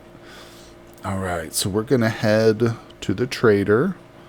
I guess I could be on the roadway. I built this road for a reason, people. Where is it? Okay. You're welcome, Helmania. You're not done? I got totally understood. So this is spawn. Yeah, if you join... Oh, where's the door? And how did the door get removed? What the hell? How did the door get removed? This is supposed to be claimed. I don't know. Oh, you know what? I do know what happened to it. Yep, it burned. That's what happened. See how there's no grass around here? Helmania, I'm telling you. There was a major fire here recently, and I can prove it to you, not just from the grass. Look at the trader over here. Poor Mr. Trader. His cart completely burned. Yeah, this is humiliating and a real embarrassment to the server. So what I'm going to do here for poor Axe, we can't let an NPC trader live in a ramshackled little structure like this. I'm going to build him a little home. Now, it's going to have to be a certain dimension because obviously you can't build or place like within a certain radius, but yeah, I'm going to do something for him. I don't know what, and it's not really a big priority, but it'll be good to get some 4 walls around this guy just for the look of things. But again, if I do spend some time building him a house, I'm going to make a nice, like probably 7x7 square of stone foundation, so fires will not catch again and take it out. But anyway, I'm serious about fire safety here, people. All right, let's move this to the center. So what are we buying today here? We've got feathers. That's nice. Put those up. Bam. Okay, so we got 2 gears from that. He's got puppy dogs. He's even got little kittens for sale. Oh, I know, poor trader. We'll get him a nice... ultimately it's going to be to his benefit, though, because he's going to get a much nicer place after all this. God, 26 gears for 100 points of... what's it called? Oop, no. For 100 points of husbandry experience. Man, those books are steep. But we're really just here to sell. So let's see. Oh, good. He's buying spelt bread. Not that much. Huh? Wait, what? Spelt. Spelt. Why? Huh? He's also buying flax bread and rice bread, which I don't have any of that made. Why is he not buying? Is it... It's not charred. Well, that's bizarre.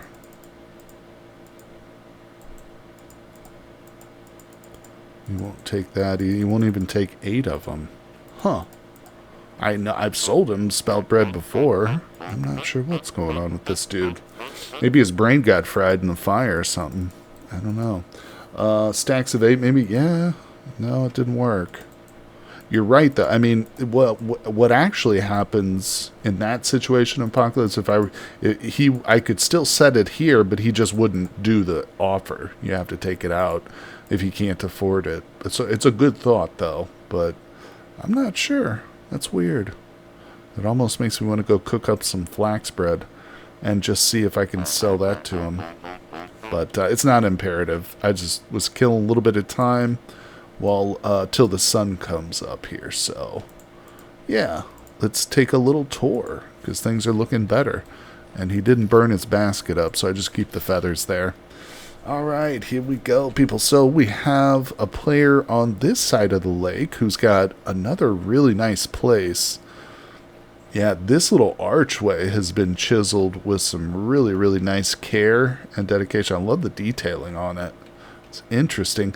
And I got to be honest with you, I don't know whose house this is.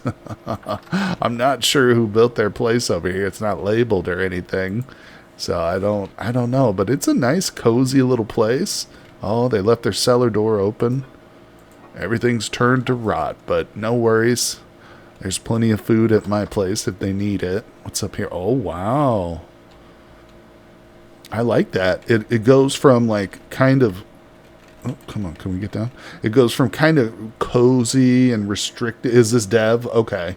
Yeah. I haven't seen Dev in a little while. He's probably busy with life stuff, but I really like his building. The way, his technique. What did he use here? We've got dark mud brick mixed with some walnut, and then it's very like cozy, almost cramped down here with the ceiling, but then you come up and it's like, whoa, it's like walking into a big cathedral from like a small antechamber entrance, you know. It's pretty cool. What's he got in here? Oh, looks like he's gonna set this up as some sort of workspace. I love it. Well, good job, Dev. I hope you can make it back on the server sometime, buddy. All right, nice little look. Yeah, and he, believe it or not, is the farthest settlement north. So not many folks have built to the north. Most people are down south, which we're going to go visit here. We'll see this shortly. But yeah, there's also, again, this one, yeah, I'm not sure whose rammed earth structure that is. Let's go look at it. Listen, I don't discriminate. If you're a great architect or a middling architect, or maybe you're just in the process, I still want to see it. All right. We've seen it. I love it. Looks like they lost some of their foods or something, probably some berries. Hello, kitty. God, there's so many cats around here. I would actually slaughter these and take them and cook them, but that's a little bit too graphic. Look, there's a third one right there. I'd probably get banned from Twitch, so I'm not going to do that. But no worries. I'll do it off camera. You guys will just taste it. I go with packed dirt until I have iron. Yeah, actually, if we're going to do the tour properly, we should start on the other side of the lake. So let's run back over here. This was actually right here, the location of where I was going to build my first house, but I changed my mind and did it over there.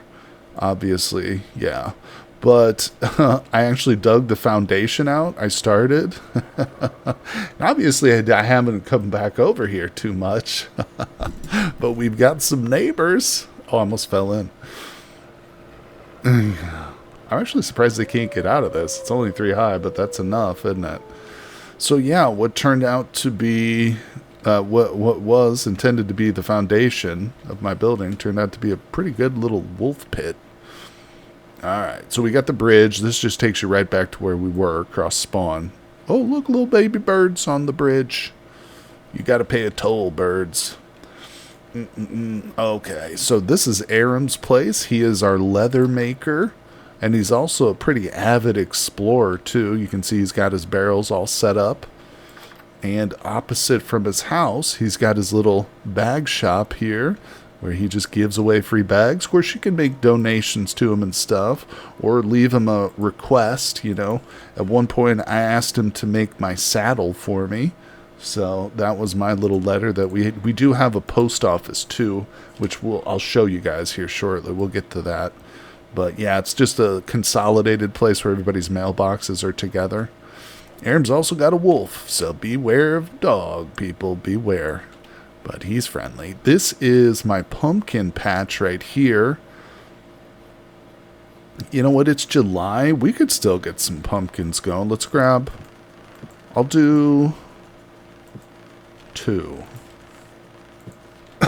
Yeah, I don't want to go too overboard with these pumpkins because they don't always they don't produce very consistently. But yeah, we'll get 2 more plants going for the year. Good, good, good. I used the last of my pumpkin right at the beginning of the stream, but this is my little agricultural spot where all my fruit and, well, where all my veggies and seeds come from.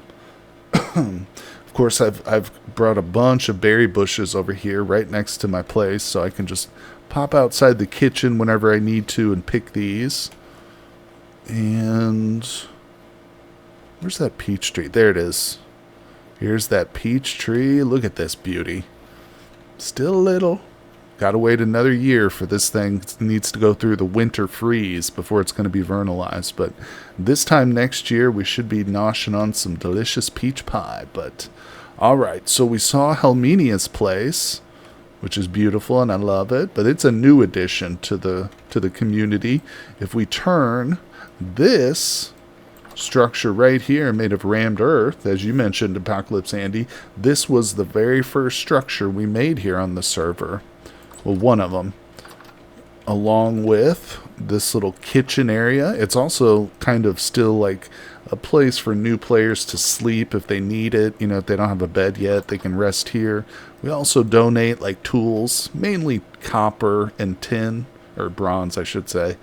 But this is just for new players if somebody needs something, you know. And I like to try and keep it stocked with the basics. I probably should add a couple more axes here and stuff. But this was the location of the first kitchen. And let me tell you, I've struggled not to tear this monstrosity down, you know. It's a bit of an insult to the fine quality cooking that we produce here in the colony now, but it's a historical monument, so I've left it as it is. But I do love it. These are our first pit kilns that we ever built. Believe it or not, this whole spot is built, yeah, on top of a big clay mine. So there was a whole bunch of clay underneath. This is really the reason we started here, but I just dug a hole in it. Let's put that there. Well, that's not rammed earth. There we go. Get out, my vision's not so good. But this is the community chest center, so it's just mainly a bunch of crap. No, there's some valuable stuff in here. A lot of building blocks, you know, random stuff. It's just a good place to drop off stuff or donate. But either way, yeah, like I said, this was the site where everybody started. It was fun. We had a little panning station here, but I took it down, kind of cleared things out to open it up a little bit. But this is a recent discovery at the plinth. I'm pretty sure this is from the Ruins mod, the BetterRuins mod. This was the mark of some sort of grave site that I found out in the world. But as soon as I saw it like glowing, I was like, oh, I have to have this. It produces like this awesome natural blue light. I love it. And over here, I've got a rift ward. That's right. You charge this thing up with temporal gears, and it will inhibit rift growth. But all right, so that's basically the lakeside of the colony. So let's move on to arguably some of the more interesting parts. All right, I'm going to have a little snack as we walk. So we're headed up the little boulevard here, heading to the Windmill, which we did kind of look at the beginning of the stream, but we'll come back through here. So down below, we've got our cairn. This is just storage for the cairn. We've got our pulverizer set up with an automatic hopper system. This is not something I did. I don't even know how to do this. This was designed by some of our more intelligent members of the community here. Big shout out to Matza. Helmania, half of my house was made with stuff from the community chest. There you go. I love to hear it. I love to hear it. Yeah, this is basically remnants of some of the building from this location too, but it's a pretty open space. Matt's has gone away on work, but when he comes back to the server, I'm sure he's got plans for a lot of this. Explained it, hey, lovely flowers, how's it going? Great to see you today. Thanks for coming by the stream. We're here on the multiplayer server. We did some cooking, and now we're just taking a little bit of a tour of the community here. So up we go. Yep, overlooking the big lake near spawn. Whoa, there's a building right there. All right. And we've got ourselves a windmill, people. Look at this. The beating heart of the colony, where all the tools are made, all the armor is crafted. Yep, we've got 3 iron, 1 bronze, only 2 health hammers right now, but we do have the space to add more if needed, obviously. Good making some breakfast. Thought you tuned in. Delicious. Oh, you missed the cooking part of the stream, unfortunately. You could have cooked along with us, but not to worry, not to worry. We did make a whole bunch of food. And anybody who missed part of the stream or has to leave early, I will be posting this on my YouTube channel after probably tomorrow. We'll see. Don't forget to show off the armor set upstairs. You know it, buddy. I was just going to. Good job, Andy. Yeah, Andy is our miner, but he's got true dwarven blood flowing through his veins, so he likes to hit the stone, but he also likes to pound the steel, too. So he has helped us make a number of our armor sets. This is not one of them, though. No, no, no. Oh, what is this gleaming beauty? Look at that, people. That's right. Full meteoric iron. Hell yeah. Is this plate? Plate. Full meteoric iron plate. Never been worn. Nope. This stuff has been on this mannequin. Oh, what? Oh, I just put my... Oh, it's been worn now. I just wore it. Wait a second. It's on my character. Take that off. You're a chef, not a warrior, sir. Wait, I just put it back on. It's a cursed helmet. It wants to live on my head. Alright, put your stupid thing on. This is plate. The entire set is rare quality. Oh my god, I don't want to take more of it off. Even the shield... Oh, it's glorious. You know what we're going to do? And it's hiding up here on the 2nd floor of the windmill. And you might say to yourself, that's a true crime. Yes, for something as beautiful as this. And you would be right. I think we've done a real disservice to Andy's hard work here. So my idea is to... I think I want to display it right here. I'm going to use maybe some glass. I've kind of shown this to Andy before. I'm going to get some nice glass bricks or blocks, and I'll probably chisel them so you can't see them. So it'll appear like the mannequin there is just kind of floating. And I'm going to put that right here, so we'll have a beautiful display of it. And then obviously we've got other armor sets, so we can do one on each of the 4 cardinal directions. Yeah, a separate armory is not a bad idea, actually. That is a good idea. I mean, because displaying them in the windmill, yeah, you're right. We need a separate building for it. And there's plenty of room, too. The right side we're going to take a look at is pretty well developed, but this left side of the windmill is all open. I mean, we could easily make, like, a nice building here to display all the hard work and just centralize all the weapons and armor and stuff that the hard-working folks, make here. But let's not leave the windmill just yet.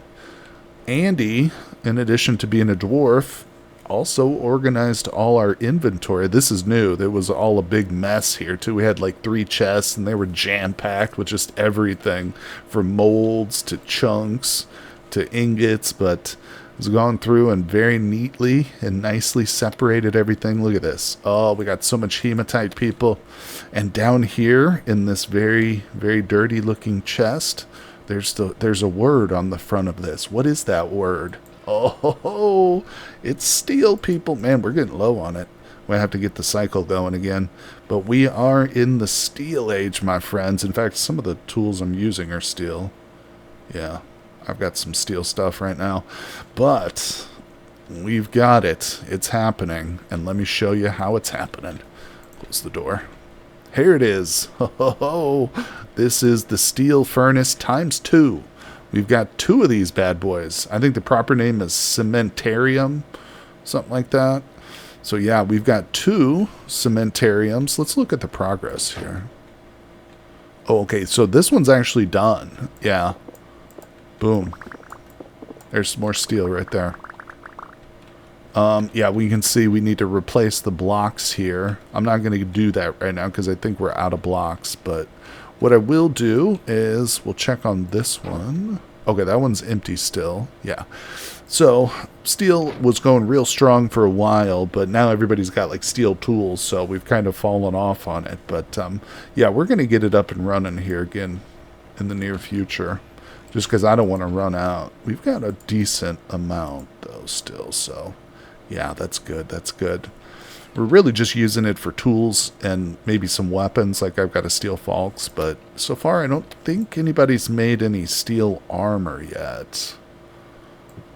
Yeah, not to say they can't, you know.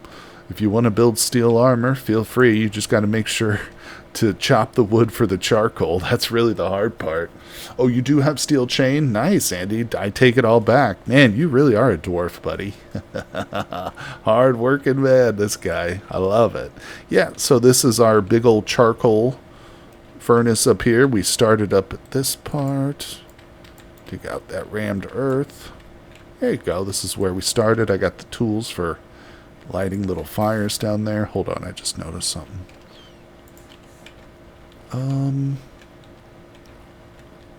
Yeah. We'll put that in there. Get that ready for the next round. This is a cat. Over here, this is the newest addition to this area. I literally just finished working on this morning. So we have built a beehive kiln up here on the top of the hill. Anybody unfamiliar with this? This allows us to fire clay or pottery in large quantities. Basically, you just put all the pottery in here. So it's a much more upgraded version of a pit kiln, essentially. But, oh, we just found elephants. Nice, Andy. Yeah, load that up with peat, and we're off to the races. So with that in mind, oh, and it's got an interesting system, too. By opening and closing these doors, you can actually affect during the firing process, you can actually affect the color of the different potteries that we put in there. So it's something I'm not super familiar with, but we've got a player who seems to be a lot more capable than I am, so she's kind of teaching me the ropes, because pottery is my secondary profession after being a cook. Yeah, I'd really love to make some of the decorated vessels and stuff that are, you know, available with that profession. But this is kind of the storage here for making refractory bricks, and we got our pottery stuff here, and this is all the little ingredients we need for colorizing right here. Yeah, so that's an empty one. But yeah, again, I spent the morning just labeling these, separating all of them. And we don't have a lot of the stuff. Some of it's very rare and hard to come by, like chromite. This stuff is actually the same stuff you use to make the sturdy leather backpack. So it's not only rare, but it's in very high demand for other crafting stuff. But we've got a little bit for our own purposes here. Yep, looking pretty good. So like I said, this is a new addition. Still might change some things. I don't know. We'll see how it goes. But let's move on with the tour here, people. So as we come behind the windmill, just up to the top, this is where I got my sheep from. So those sheep that you saw down inside my cellar, the way that I was able to get those in underground like that is by mating these two. And then when they had offspring, I would put little basket traps in here, and I caught the babies. I caught the offspring. And I did that until I got a male and a female. And I moved them down, and I put them inside that little area you saw earlier. But these are the original, the progenitors of all the sheep in the colony. And if you start on the server and you want your own sheep, you could do the same thing. You just got to feed them and breed them and then capture the babies and move them. But anyway, I just wanted to point that out. Andy says he's on my way home. His inventories are super full. I love it. All right. So yeah, behind the windmill, we come to another one of my constructions here. This is the barn / post office area. So there are stables here and a post office. And this is it right here. Boom. Now, I plan on adding another one of these. You can see one person, Matt's, is still at work, so he hasn't been on long enough to have one. But everybody here, not everybody, but a lot of people have one. Here's mine. It's currently empty. This is Nitro's. His probably gets the most work or usage here because I give him all my tools to repair. He's one of our blacksmiths, so he does a lot of work. But essentially what you do is you can take a piece of paper, and then if you take one of these pins and put in your offhand and then right click, I can say, please dig quartz. And we're actually pretty low on quartz. And then I'm going to save it. And I think I actually want to sign it. Wait. Let's be a little bit more specific. Let's please dig quartz and put it in the windmill. So we need quartz for the refractorybriks, and I'll sign my name here. Ryan. Save and close. And do I want to sign? I think I want to sign it. Sign the book. Yeah, it cannot be edited afterward. That's fine. It's just a single page, not a book. You can do this with books too. That's what Nitro's doing. He's got a book, but so what I'm going to do now with this request is I'm going to come to Andy's mailbox, who's our miner, and I'm going to put that little letter in there. And if I had some food, I would pay him, but I'll give him 2 rusty gears as payment for that. There we go. There we go. All right, and I close up his box. There it is. So that's kind of how the post office works. Close all that. I'm thinking about replacing these trapdoors with pine or like a different wood, because if you stand back, it's kind of hard to even see them. They kind of just blend into the walls, but either way, that's a small point. That's a minor gripe there, but always make sure to put away the ink and quill, people. I don't want to have to keep replacing these, but there we go. That's how the request system is meant to work. There it is, people. And it's been pretty successful so far, But, yeah, I'm going to mirror that and put exactly what you see. So we'll have like double. I'll put another one on this side. I just haven't done the work yet. But who is this? Oh, we've got ourselves a tamed elk. This is my elk. So he's in the stable. This stable right here is free. No elks have set up shop yet here. Most people who have an elk keep it at their property, but for me it's good to have it between. Actually, let's ride it. Come here, Mr. Elk. Yeah, I know. It's a bit janky, but he can't actually fit through the fence. So it's really just there for looks. It does keep him from walking away though, which he has a bad habit of, but here we go. All right. We're headed to the southern parts of the colony here, people. Yes, like I said, not many people have built to the north. There's not a lot of settlers up north, but we've had a few people settle down here. But before we get to their homesteads, let's take a look at this. So this is another one of my buildings. I'm not super in love with this building. I made it without much of a plan in mind, and I tried to do it as best as I could, make it something interesting, kind of open, like a hub. But yeah, again, I don't love it. It looks good from this angle. When you're coming at it, it looks like a cool pyramid, but it's like my teenage prom date. Whenever you get closer, it gets worse and worse, you know what I'm saying? But regardless of the aesthetics of it, this is a functional transporter hub. That's right. So one of the very important mods we have on the server is called the Translocator Relocator mod. And what that essentially allows you to do is if you find a translocator in the wild and repair it, normally they'll just take you to some random place. Well, if you have a steel pickaxe, which I don't, but imagine I had a steel pickaxe, once it's repaired, you can actually break it whole and move it. And then, using the linking system with the key, you can actually link it to another one hundreds of thousands of blocks away. Boom. Here we are in a totally different part of the world with the translocator that we have set. You can see this is actually the spot of our salt mine here. Yeah, we got salt right there. There's halite. So that's why we have a translocator coming to this location out here in the middle of nowhere. But who should we pay a visit to? Let's come up here to Ghost's place. Yes, we've even got translocators that go to other players that have moved far, far to the south, for instance, here. We'll go to Ghost's property. He's got a boat up over here. He's got a pretty cool little spot.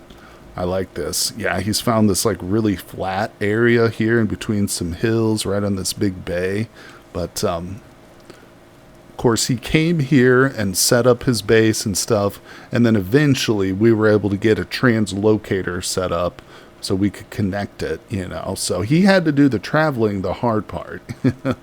And afterwards we were able to get him a shortcut. But this is our brewer. He's actually our farmer and our brewer. So he's got a nice big open plantation here. I love it. He's setting up a house too, like a nice big house off in the distance. But this is his little starter home here. Hello. He's not home right now. But oh my gosh, he's got pit kilns galore. Jeez, I'm surprised there's no rabbits trapped in any of those. Very nice though, very nice. And he's even got the boat going. I should hop in this and sail it to like the other side of the bay or something. Like sail it, put it over here. I don't know what happened to your boat, buddy. No, I wouldn't do that. That's cruel. That's not me. That's not me, people. That's something the Joker would do, right? All right, let's hop back in here. So now we're back home at our translocator hub. And, of course, there's plenty of more pedestals. Yeah, so if you move in and you want to go to a far-off location, you're still just moments away from fresh pies. Because, see, my food cellar is literally one of the warp options here. Boom. Hello, pies. Yep. All right, so we've seen the translocator hub. I think you get the point here. And it's still a work in progress. Yeah, we've still got to link up a whole bunch more places. But I am happy with the way it's coming along, at least in terms of the translocators. I'm still pissed at myself for building an ugly building here, but that's okay. Off we go. We've got a building in the distance. I'm currently trying to reassemble a statue you found. Oh, that's interesting. So you broke like a bunch of chisel blocks from a statue and you're trying to reassemble them? That sounds like a puzzle. Okay, look how quick this elk is. Super fast. Uh-oh. We've got an interloper. Come here, wolf. You belong in my kitchen. You're going to be the latest ingredient in my new pie recipe. Come here. Give me your stuff. Delicious carnivore meat. It makes for an especially gamey pie, but that's all right. I cover it up with with cheese. People love it. All right. Anyway, this is Wist's house. Hello, Wist. I don't know if she's on the server or not. Cursed Wist, are you home? Hello. She is our Tailor. The colony still. Look, there's a little butterfly hanging out. Hold on, let me get some more food here. Oh, yeah, so she's been with us since the very founding of the colony. I love it. And she chose the Tailor class. Look at this. She's got herself a little shop here on the ground floor where you can come in and see some of her work. And then up above is where she lives. So let's peek in here. Helmania, I love her house too. No, okay, Curse Whisk, there she is. She's not on the server now, but she's in chat. She's given us permission to look around. Thank you very much. So I love it too, Helmania. Ooh, look at that. She's using walnut planks in here. Very luxurious, 100%. We've got aged granite ashlar. Okay, let's look at the clothing though. Bilboto, yeah, that is an amazing build. She's really turned this into a cool little tailor shop. Look at this. She's got the display up front with the windows. She's even got a shoe rack down below. Oh my god, it's so much fun. What's in the chest? Oh, that's the bridle I gave her. Yep. No, we've got some display plaques with awesome masks. I tell you what, if I didn't have my chef's hat on, I might have to wear one of those masks. You know what I'm saying? That's cool. She got the candles in the window. I love it. That really nice. Needles, awls, and flax twine. Oh, look at that. She's even got a selection of tools and equipment that you can grab. And I think she said that anything on this first level is up for grab. So you can take whatever you need here. Correct me if I'm wrong, West. But as we go up, like I said, this is her living quarters and where she produces her dyes. So we've got colors. I can get up there. Yeah, look at that. Colors with the fabrics. Oh, this is awesome. Oh, okay, so that's the color producer right there. Uh-huh. I gotcha. Look at that. I wish this was a little bit lower so you could just see this rainbow, but I get it. This is great. Really outdone herself. Yeah, I think most of the, like, Gambison armor that people are wearing, she's made I would say all of it. Pretty much. Got herself... Oh, I thought that was part of a windmill. I was like, wait, she got herself a windmill? Oh, look, it's a jacuzzi. Oh, how beautiful. We can sit in here in the hot tub. No, you know what this is? This is a panning station, people. There is a stairwell in the back now. Oh, there is. Oh, right here. Oh, hey, there's the kitty. Hello, Rami. Oh, cute. This is very castle-like, very medieval-esque. I'm enjoying this. Oh, okay. So we just come straight in, instead of going up the ladder. Nope. You're not getting out, Kit. I saw you trying to make a break for it. I know the tricks. Whist would never forgive me if I let you escape, little one. All right, so we're coming up past the jacuzzi. We looked in the color room. What's up here? Oh, what is that? Crude oak ore? Nice. Go past that. Ah, the living space. Look at this. Beautiful. And didn't you have a translocator up here at one point? Oh, look, there's some of the fruit bars I gave her. This is her little food cellar. Uh-oh, we got some rotten veg. See, this is how you set up the cooling cellar with, like, fresh produce. You got to put them in those baskets, which I find a little bit too tedious. I don't use them for that anymore, but either way, no worries. We got a bunch of awesome storage vessels. I really like the way this aged, polished rock looks. It's got a very unique look to it. Yep, this is a great place, Whist. We've got the skylight right there. I kind of want to get up on the roof and see what it looks like, but... Oh, it's a door that leads to nowhere. Hello. Your place is such a maze. I love it. This is great. Let's go around this side, see what's on over here. Okay. Yep, we've gotten ourselves a full preview of it. I love it. Yeah, it's a great place, Whist. No doubt about it. All right, but we've got other sights to see. Where the hell's the elk? All right, come here. That's right. Lay down on your side like a good doggy should. Good dog. Ha ha ha. I dominate you. Wait, that's a shovel. Or an axe. Come on. Come on.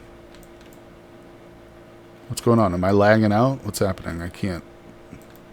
I mocked him, and now he won't let me get his inside parts. All right, well, screw you, dude. Where's my elk? Oh, my elk's over here, I think, talking to Whist's elk. Wist has a nice big barn for her elk. Yeah. My little elk, it's a tiny little cabinet. It's like the Harry Potter of elks, my elk. Oh, and she's, of course, our Tailor, so she's got just fields of flax going on over here. It's actually quite pretty once it's like fully in season. All right, so we've got a couple more stop-off points here, and our little look at the colony will be basically complete. But I hope you guys will consider joining too. Of course, the more the merrier, and feel free to build anywhere along the road, or, like I've said, live that hermit lifestyle. Just go out into the unknown regions. Alright, so these are the two furthest south settlements that we're coming to. One of them is fully completed. It's basically a converted ruin structure. But over here, this is one of our players, Nitro. His is still a work in progress, so we'll pay his a visit. He's not online either, I don't think. But, man, look at the size of that door. He's got a translocator, so this is a personal translocator, almost certainly. If I step into it, I don't know where it takes me, but I won't go there. Oh, look. I like how he's got his chests, like a half circle here.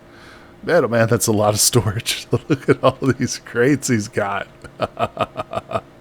That's nuts. What are you storing here, Nitro? He's got his own little tamed elk. Yes, yes. Oh, I just got some lore. Let's go. Yeah, he's definitely improved this place since the last time I saw it. And it's good. It's good. These are, right here, if you're wondering, these paper lanterns are absolutely freaking amazing. They break with ease. They're part of, I think it's the working classes mod. Right? Yeah, this is one of the crafting recipes for, I believe it was the carpenter. Yeah? Yeah. And those have become really popular. You'll see they're lining the road. People use them in their builds now all the time. Really, I think they're like, are they not the most powerful light source on the server, I think? They might be. Either way, here we go. Hey, Andy's home. I can see his nameplate. Oh, that's right. Second. What's the first? Your miner's lantern? That would be this thing right here. Yup. Yeah, gotcha. Thanks, Andy. Hey, knock, knock, sir. Can we come in and pay a visit?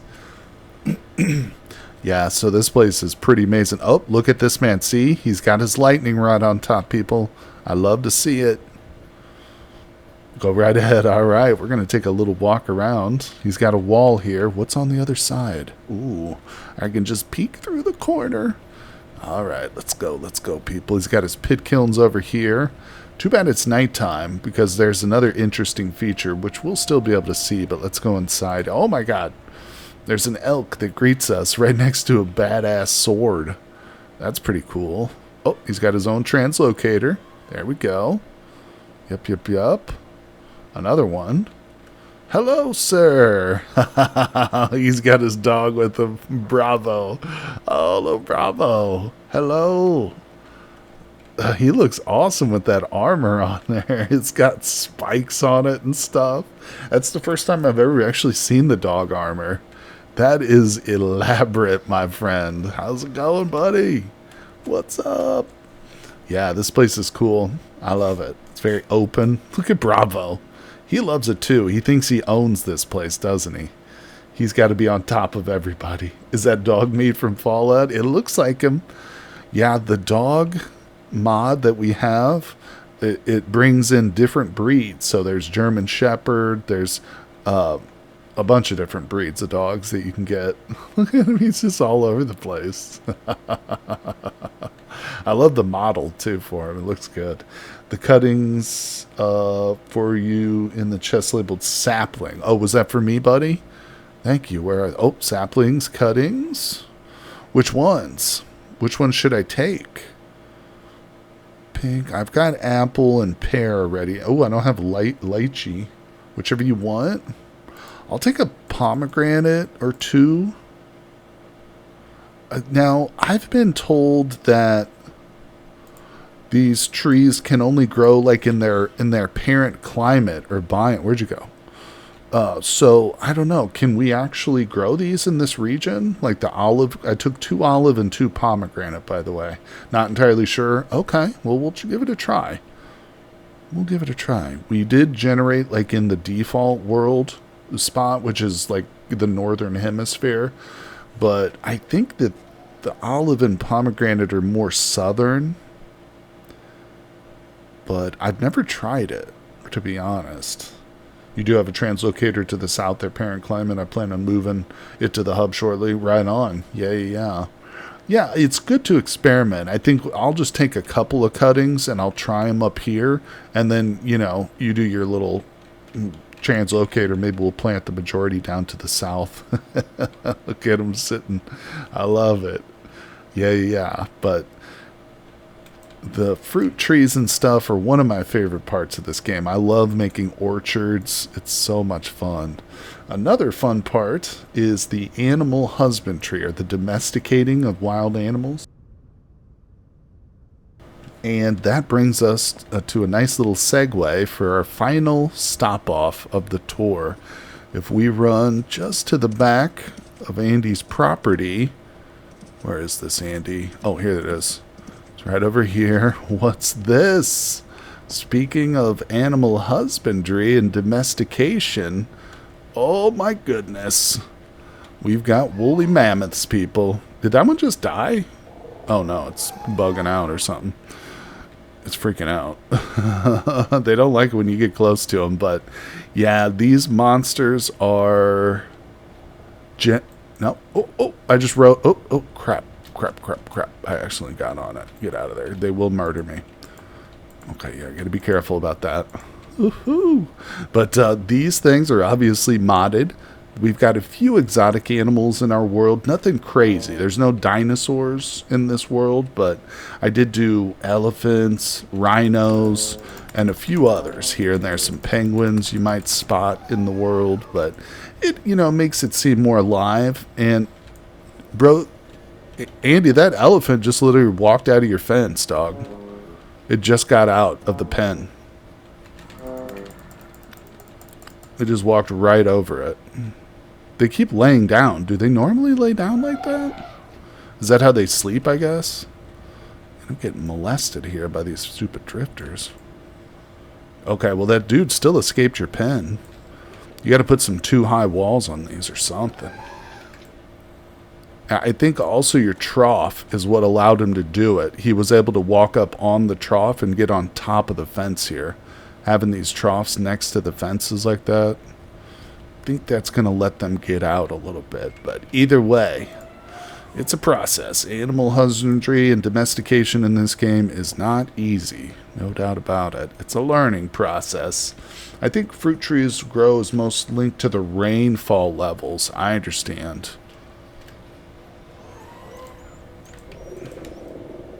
Let's help him out. Oh shit. Alright, Andy, I'm on it. Can you fence it in? There you go. Yeah, it's a little bit of a... So, elephants can be domesticated and bred, and then they will lose their wildness after certain generations, but you can also mount them, just like the elks, and turn them into mounts eventually, too. That's why I'm able to get up on this guy, even though he's wild still. So it's a little bit of a cheat, or a cheese in a sense. Because what it does, it effectively, if it's a wild one, it locks him in place, you know? Like, he's just sitting here. Oh, shit.